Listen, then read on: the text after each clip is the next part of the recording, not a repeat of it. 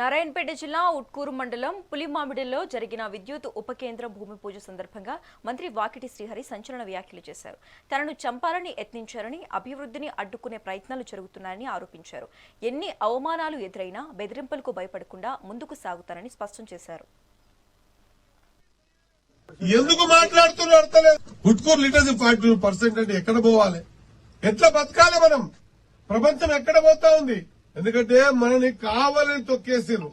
Development కాకుండా అయితే వీళ్ళు తెలివిమంతులు అవుతారేమని అభివృద్ధి కాకుండా తొక్కేసారు. ఇప్పుడు అభివృద్ధి చేసుకుంటున్నాం, అడుగడుగున ఇబ్బంది పెడుతున్నారు. కాళ్ళ కట్టెలు పెడుతున్నారు, కింద పడేస్తున్నారు. ఇంకా ఏదానికి ఒప్పుకోకపోయే వరకల్లా బటగాల్చి మీదేస్తున్నారు.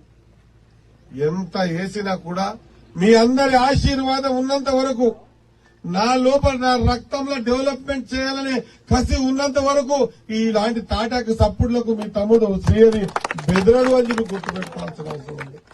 ఆఖరికి ఒక సందర్భంలో చంపాలని కూడా ప్రయత్నం చేశారు. ఇక చావు అనేది రామలింగేశ్వర స్వామి ఇయ్యాలి.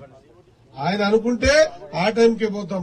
గంట ముందు పోవాలన్న అవకాశం ఉండదు, గంట తర్వాత పోతా అంటే కూడా అవకాశం ఉండదు. అది నిర్ణయం చేసేది భగవంతుడు. ఈ పిచ్చి మనుషులు ఏం నిర్ణయం చేస్తారు? ఈ చావు ప్రతిరోజు బ్రతికి చస్తా ఉంటా. ఈ చావు మీద పెద్ద అది ఎవరికి